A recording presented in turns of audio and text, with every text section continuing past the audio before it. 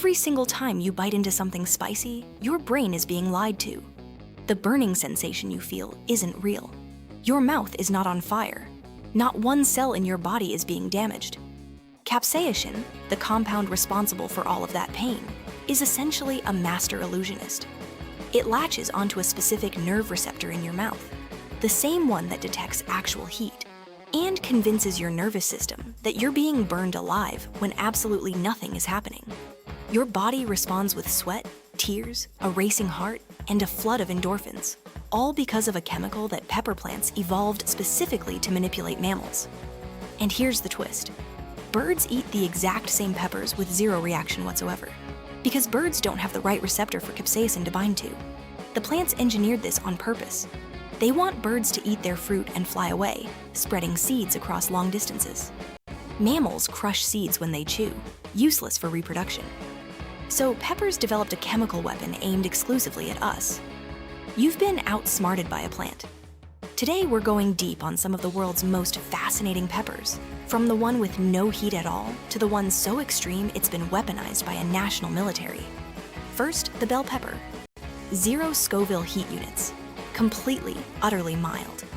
This is the black sheep of the pepper family. It carries a genetic mutation that switched off capsaicin production entirely. All the structure of a chili pepper, none of the attitude. Bell peppers are technically the same species as jalapeños, habaneros, and cayennes. They're just the one cousin who opted out. Speaking of jalapeños, the jalapeno sits between 2,500 and 8,000 Scoville heat units, which sounds like a lot until you realize it's one of the mildest hot peppers in existence.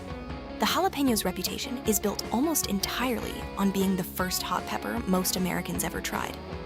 It's the gateway drug. In reality, it's the kiddie pool. Step out of that kiddie pool and you hit the serrano pepper, which clocks in up to 23,000 Scoville units, roughly 3 to 5 times hotter than a jalapeno. The serrano is what cooks in central Mexico have been using for centuries in fresh salsas because it delivers brightness alongside heat instead of just straight fire. Then there's the habanero. At around 100,000 to 350,000 Scoville units, the habanero is where things stop being casual. It has a distinctive fruity, almost floral flavor underneath the punishment. What's strange is that it's named after Havana, Cuba, but it didn't originate there. The habanero is actually native to the Amazon basin, and it reached the Caribbean through trade routes well before Columbus ever arrived. Columbus is actually part of this story in a frustrating way. When he landed in the Caribbean in the 1490s, he tasted chili peppers for the first time and called them peppers, because he had been searching for black pepper, the expensive spice that was the whole point of his voyage. Chili peppers are not related to black pepper at all, not botanically, not chemically, not in any meaningful way.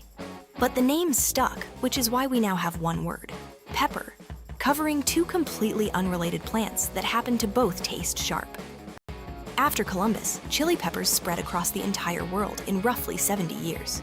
Portuguese and Spanish traders carried them along sea routes to Africa, India, Southeast Asia, and China. Cuisines that had existed for thousands of years with no source of capsaicin whatsoever, Sichuan cooking, Thai food, Ethiopian stews, Hungarian paprika dishes, absorbed chili peppers so completely that many people today assume they were always native to those regions. They weren't. It's one of the fastest and most total culinary takeovers in human history. Now, if you want to talk about a pepper that truly changed its home cuisine, consider the bhut jolokia, the ghost pepper.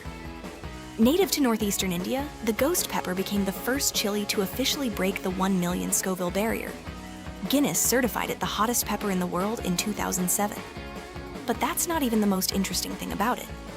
The Indian military has used ghost pepper extract in smoke-based grenades for crowd dispersal and area denial. A chili pepper, used as a weapon, by an actual army. The ghost pepper held its record for only a few years before being overtaken by the Carolina Reaper, developed by a breeder in South Carolina named Ed Curlin, widely known as Smokin' Ed, who spent years crossing and selecting plants to build the hottest pepper possible. The Reaper averages over 1.6 million Scoville units and has a small distinctive tail at the bottom of the fruit that looks almost cheerful compared to the devastation it causes. Even the Reaper has since been surpassed. Smokin' Ed came back in 2023 with a new creation called Pepper X, which registers an average of 2.69 mil.